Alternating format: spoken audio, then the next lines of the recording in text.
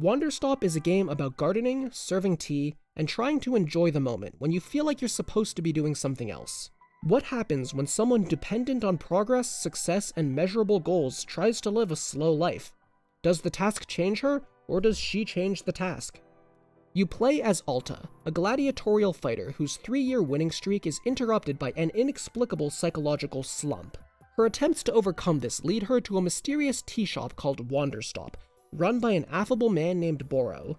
Somewhat begrudgingly, she agrees to work there, but not for too long, only until she figures out how to get out of this magic forest, or figures out how to fix herself. Some people hear this premise and immediately know the game is for them. If that's your reaction, go buy it. But that's not why I was interested in Wanderstop. I was interested because of what Davey Reedon, one of its lead developers, said about the game on Twitter. That it uses the framework of a cozy game as a narrative constraint and a vehicle for something deeper. I was curious, but I was also hesitant. The concept is almost too obvious. A city girl, overstressed and overworking herself, learns to enjoy a slow, rural life. Sure, we might incorporate actual cozy gameplay, but it's not experimental. It's a Hallmark movie. I wasn't asking for a complete subversion, and it doesn't do anything stupid like turn into a meta-horror game halfway through. But I hoped for something more nuanced, that challenges how we think about mental health, rather than comfort us with a healing narrative. Did the game succeed? Does it use cozy gameplay to say something more? And why am I, a One Piece YouTuber, reviewing it? We'll answer all those questions, and the answer to the last one is a funny story. See, several months ago, ivyroad posted a form for content creators to apply to cover Wanderstop. I figured, why not shoot my shot? Maybe by the time the game was out, I'd have expanded my channel's scope to include game analysis. Well, that didn't exactly happen. Instead, I got a little burnt out on my YouTube routine, and I realized that to be productive on an unrelated project, I needed a break from making videos. I haven't finished that project, but I did reach a milestone and decided I needed a break from that too. Maybe I'd make a video again. Meanwhile, I completely forgot I applied to cover Wanderstop until the day before its release, when I woke up to an email with a review key. I am very grateful to the devs for this, and covering this game fits where I am right now. I burned out a little on YouTube and I worked a little too hard on my other project too. Maybe Wanderstop was exactly what I needed right now. In a way, I hoped Wanderstop would fix me. Instead, I think I might have failed it. Wanderstop has 4 core strengths: the audiovisual presentation, the relaxing gameplay, the hilarious and emotional writing, and the experiential aspects that blend the writing and the gameplay. I'm going to talk about the first 3 without spoilers, then edge into semi-spoilers to discuss the last one. I'll warn you when that's coming. Overall, I recommend this game to 4 kinds of people. People who know they want a cozy game about gardening and serving tea. People who like narrative-focused games that build gameplay around story. People who feel stressed and think a game about slowing down might help them.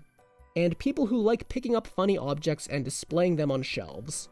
Let's start with the art and music. The aesthetic immediately pops out with a fantastical vibe, but they didn't just throw in colorful grass and trees and call it a day. The props and objects of the setting ooze creativity and personality. It creates an aesthetic not just out of color, but of the actual identity of the things you see. The contraption you use to brew tea is the obvious one, but my favorite part is the dishwasher. There's a little train track where you put dirty cups in the cars, and then they get taken up and down through an indoor waterfall. Seeing this makes me feel like a kid again. The game doesn't just look pretty for the sake of it, but uses color palettes and silhouettes in a way that reminds me of Breath of the Wild. Every plant, mushroom, and fruit is visually distinguishable at a glance. I generally prefer games that prioritize visual communication over aesthetic and detail, and that often leads to creating new and distinct aesthetics. Splatoon started with painting the ground and using that to camouflage yourself on the minimap, and developing that concept further led to a fleshed-out setting of post-apocalyptic marine life who love concerts. This is all very parallel to what I analyze about One Piece's paneling in my usual videos, by the way. Shout out to Nat F, Wanderstop's concept artist and 2D artist, to Temitope Olujobi, the 3D art director, and to D. Shire, the environmental artist. All 3 definitely went above and beyond, especially as this seems to be the first game all of them worked on. Shout out to the game's entire staff, really, from the visible roles like animation and writing, to the invisible ones like programming, QA, and production. The music is by Daniel Rosenfeld, also known as C418. Yes, the Minecraft composer. So do I need to even say anything? Of course the music is excellent. There are some elements reminiscent of his Minecraft work in the evocative piano melodies and the experimental soundscapes, but Wanderstop has a distinct musical style of its own that carries so many of the game's emotions, from relaxation to stress, and it's an overall memorable and defining part of the game's identity. It's the kind of soundtrack that I will put on in the background while I'm working on things for a while. I put a link to the Bandcamp page in the description.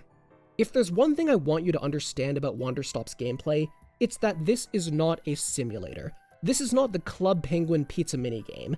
You don't have to multitask constant randomly generated orders while trying to complete them all under a time limit, because there are no time limits in this game. And every time you make tea for someone, it's a bespoke encounter full of new dialogue.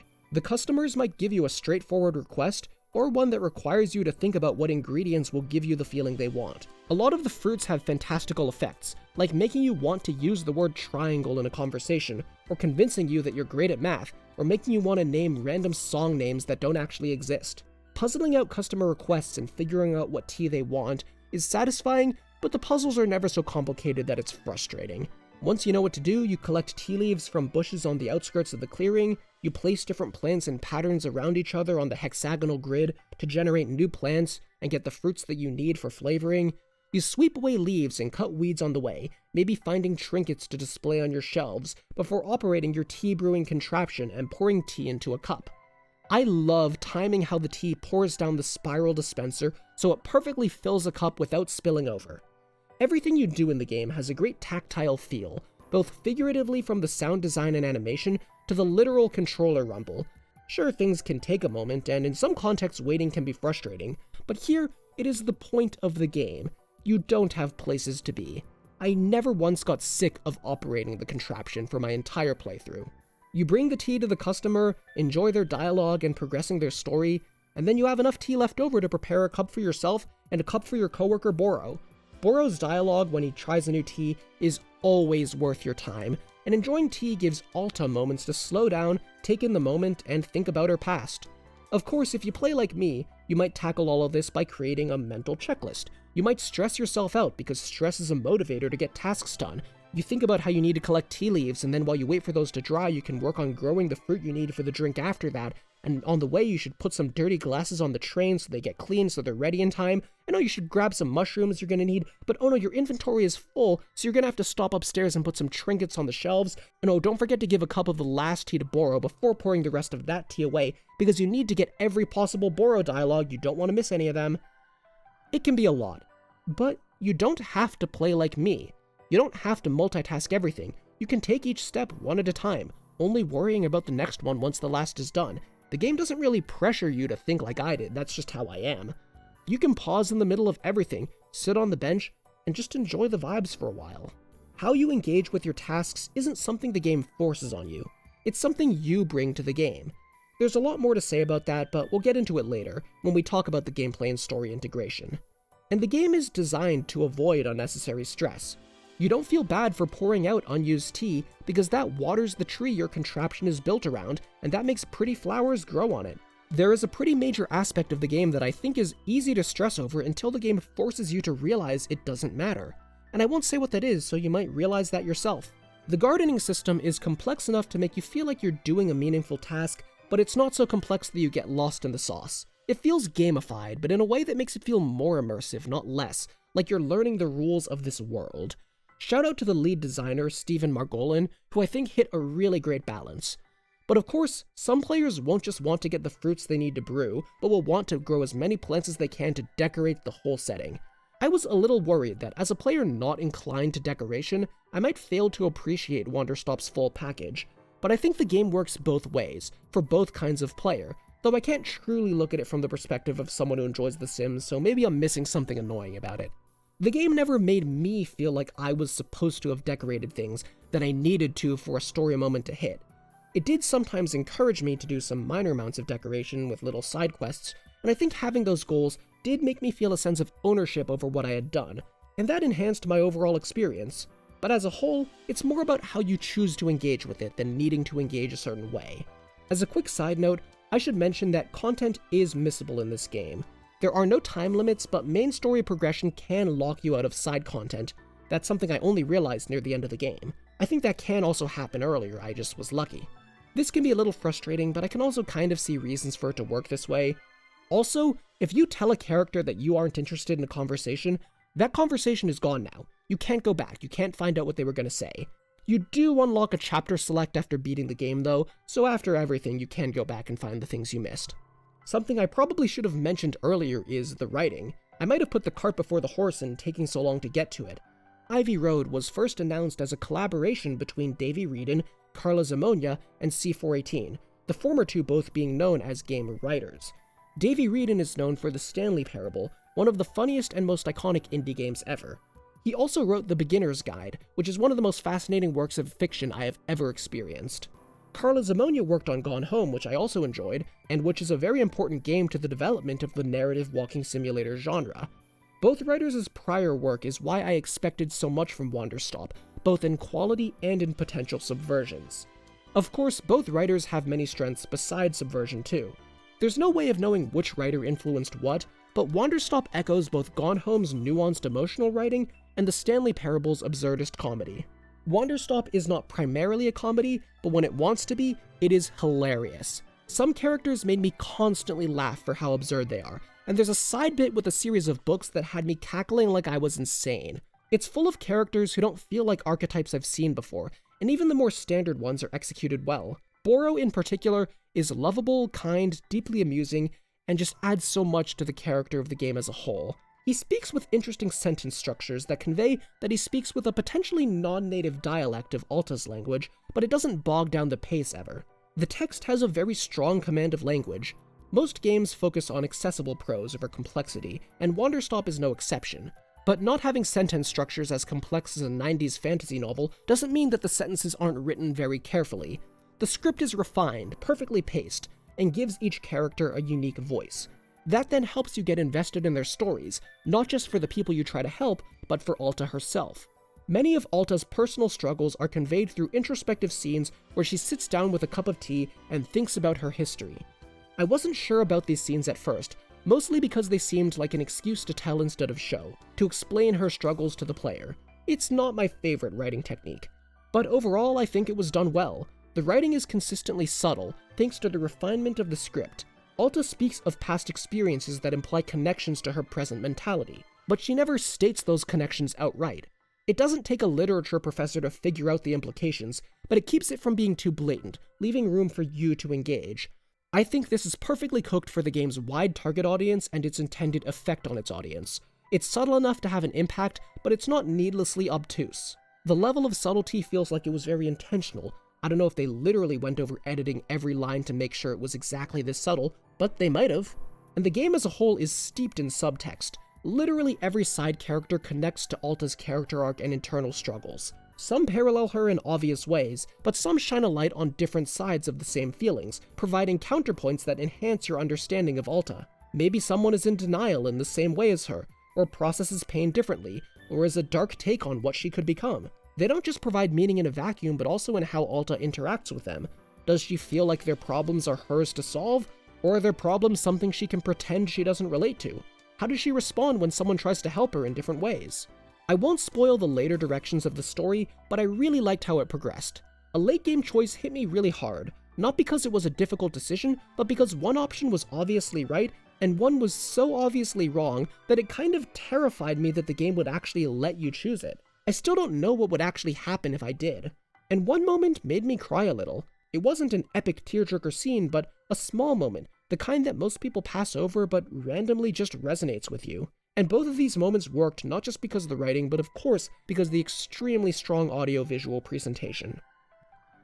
The thing I love about Davey Wreden's games is how the story tends to integrate with the gameplay. It feels like part of the story is meant to happen inside of your head, like how you think about it is being treated as gameplay, as a game mechanic itself. And to an extent this is true of all video games, but Wreden's games tend to bend my brain more than most. Wanderstop does this, and I want to give a kind of spoiler warning before I get into it. I'm not talking direct spoilers of the story, but I'm going to dig into how the narrative and gameplay interweave. Now for some of you, this won't spoil anything, but for some, being told how I think it works might take away some of the magic of experiencing it. So it's up to you if you want to keep watching. And before you go, let me make my conclusion clear. I strongly recommend this game. Its genre means it might not be for everyone, but if you're interested, I hope you try it because I think each player has a unique, individual experience with it. I'll give you a moment to pause and get out of here. Alright, Wanderstop fascinates me for how Alta's characterization is conveyed through what the player does. Alta needs a break, even if she doesn't accept that yet, and if you immediately enjoy the cozy lifestyle, then your version of Alta enjoyed it. And if, like me, you find yourself creating a checklist of tasks and using stress as a motivator to get through them, then your version of Alta did that, struggling to adapt to the slow life. Either way, it becomes part of Alta. The game doesn't acknowledge it. Psycho Mantis doesn't jump out of a well and say, "Ah, I can see from how many weeds you've chopped that you have clinical anxiety." It doesn't need to be acknowledged. It just happens in how you played the game and in what went through your head. You don't have to roleplay, it's just your natural thoughts. Alta can immediately resonate with the tea shop while still struggling to get rid of hidden anxieties. Or her rigid mindset can cause her to turn her work into something she can't enjoy. Both can slot in. That's not to say her characterization is bare bones for the sake of letting you fill things in. She is very well fleshed out, with a variety of emotional nuances and a surprisingly detailed history. But all of that characterization feels like it's carefully designed and written to leave this one slice open to be embodied by you. It's a little like Disco Elysium, in that the character's history is real, but how that manifests in the present is up to you, each choice a possible outcome of their context. Disco Elysium, masterpiece as it is, still shows that through explicit dialogue choices and acknowledging those directly. In Wanderstop, it exists implicitly in the mind. This is not the only way the game melds gameplay and narrative. It's just a cool one that I noticed fairly early on, and one that I think I can explain here without it being too spoilery. It lets the game explore mental health beyond the typical cliches by involving your own mind in it. And that's exactly what I hoped for. As I played, I kept hoping the game wouldn't end by saying relaxation taught her a lesson, and now she's okay. I kept hope it wouldn't conclude that Alta had to retire from fighting and learn to be happy doing something else, giving up on her dream, as that's a narrative I've found kind of overdone lately. I wanted a more interesting lesson about how to overcome internal struggles, something I hadn't heard before, something I could use instead of yet another cliche. So without spoilers or specifics, do I think the game did a good job? Yes, I liked it. Its exploration of mental health gave me things to reflect on beyond the obvious generic platitudes. You might resonate with it less than me, or more than me, and honestly, I'm not sure how I feel about it. It's the kind of game I need time to stew on, and maybe to compare perspectives with other people. But I think it's worth checking out. I liked it. And yet, the night after I finished playing, something just did not feel right. This is your second spoiler warning. Again, I'm not talking about the events themselves or the game's thematic conclusion, but I am talking about the conclusion I walked away with, which will inherently imply things about what the game does. That may affect your expectations, and you may be better off having your own experience first. So, I kept going back and forth on how I felt. I wasn't sure if my issue was with how the gameplay and story integrated, or with the lesson it gave. I wasn't entirely sure I understood what the lesson was, and that part isn't a bad thing. But as I kept thinking about it, I realized that maybe the problem was me. The problem was that I expected it to give me something. I expected some twist in the gameplay, some way it could subtly encourage me to change, or even just force me to. Any way it could give me the character arc I thought it was supposed to give me, and make me stop approaching the game through stress. For you, that moment might happen. It just didn't for me. The entire time, I kept treating Alta's job like a list of tasks to get through, for that sense of progress and completion. I appreciated the game's message about slowing down, doing things you don't have to do, sitting down on a bench to take in the moment, but at no point did I actually sit down on a bench and take in the moment. To be clear, I had a very good experience with the game.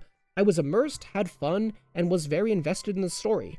But if the story was meant to explore this dichotomy of behavior, and yet that didn't manifest in the gameplay through changing my behavior, then isn't that a failure? It is a failure, but it wasn't the game's failure, it was mine.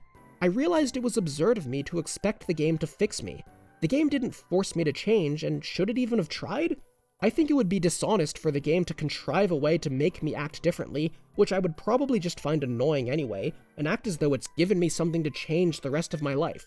The game didn't force me to think stressfully when I played it. I brought that to it. It was my choice, and it's my responsibility if I want to change. Maybe I expected this because of how much I loved the beginner's guide. The beginner's guide genuinely did change how I view the world, but that's because it is about overthinking, about the act of digging too deeply in a work of fiction, and thus it can have an effect on the way that you do that through you engaging in that. Wanderstop is about loosening up, so if I didn't go in willing to do that, then that's on me. It's on me that I played the entire game in one day because I wanted to get out a video on it as soon as possible so that I could finish that and get back onto the other video I'm working on, so that I could finish that and get back onto my actual main project when I need to finish, because that will let me actually move forward in life. If that's my context, if that's who I am, then I was never going to get the magical lesson I hoped to from Wanderstop. I'm already kind of over-dramatizing this, so I should tone it down. I'm doing fine. My mental health is pretty good lately. Stress can be awful if taken to an extreme, but I'm not Alta. My balance is pretty good, and I use stress as a helpful tool to counteract my ADHD. I know how to take breaks when it's becoming a problem. And really, I don't think that being this kind of person, being driven by stress and pressuring yourself to accomplish your goals, is inherently bad. It's just that fiction like Wanderstop is a great way to explore some extremes of how these things can go wrong, so you know to keep yourself in check. But was the lesson I learned that the game can't fix what I was bringing to it one of Wanderstop's intended messages? Or is it a tangential point, important to me but missing what the game was actually saying? I am not going to answer that question because I've already said too much. I want you to play the game yourself and not figure out what it meant to me, but figure out what it means to you. I like this video's thumbnail, and I don't want to make it a lie, so I'll say, I think the game did want to fix me, but I think it also knew there was only one honest way it could do that. It held up a mirror.